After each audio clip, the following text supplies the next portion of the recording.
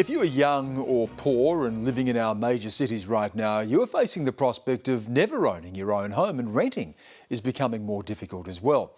Add their families, who often have to fill the breach. That is a lot of people. Little wonder this is an electoral time bomb for our politicians.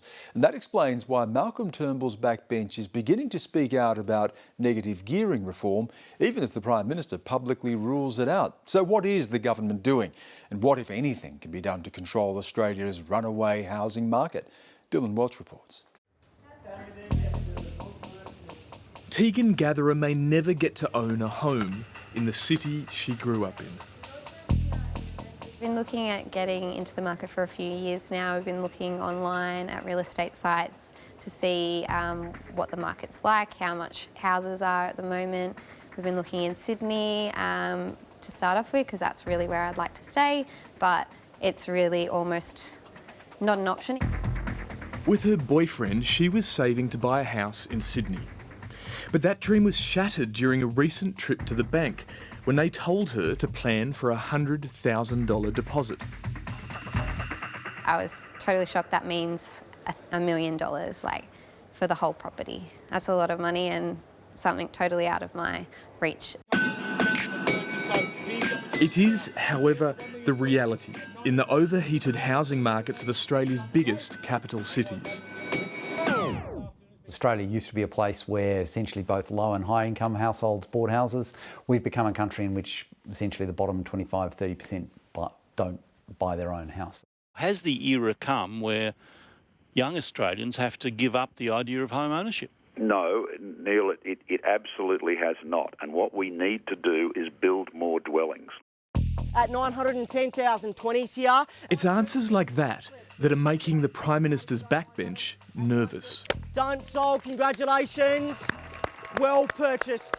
What advice would you give to a young person who wants to buy a house in a capital city but doesn't have rich parents? Well, unfortunately, the best advice would probably be to buy a lottery ticket, because I think you're just locked out of the market. Tennis great turned Liberal MP John Alexander led the charge for negative gearing reform in November last year. When you look at the price of houses in Sydney, the traditional economic basis is 3 to 5 years of average wages buys an average home. In Sydney, it's 12.2 years of average wages to buy an average home. Today in The Australian, he repeated his call for reform.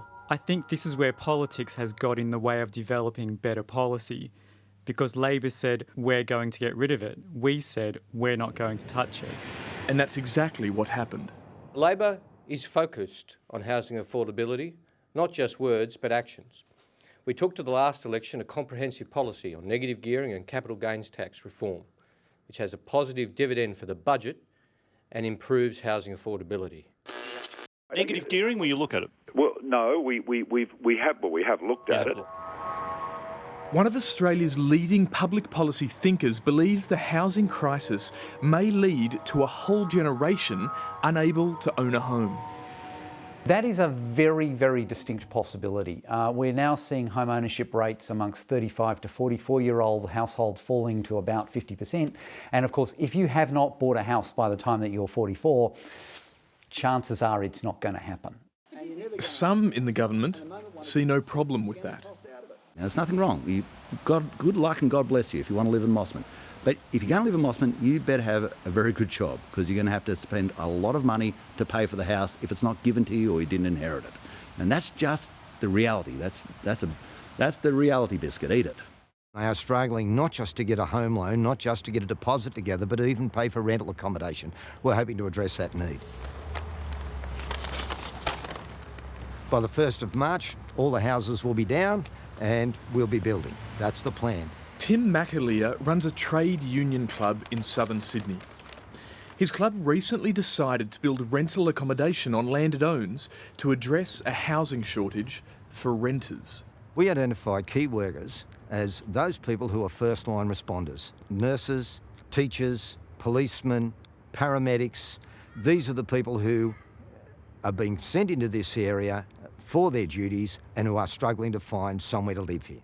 The vast majority of people who negative gear are Australians on middle incomes. There are vastly more teachers and police doing this than, you know, high-flying lawyers and tax accountants.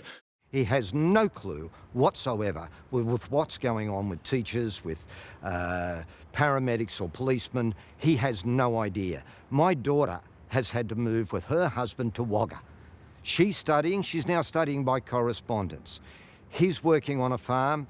Why? Because they can afford rent down there. They can't afford a deposit on a house, let alone rent in Sydney. Tegan Gatherer doesn't want to rent, but knows the odds of owning her own home are stacked against her.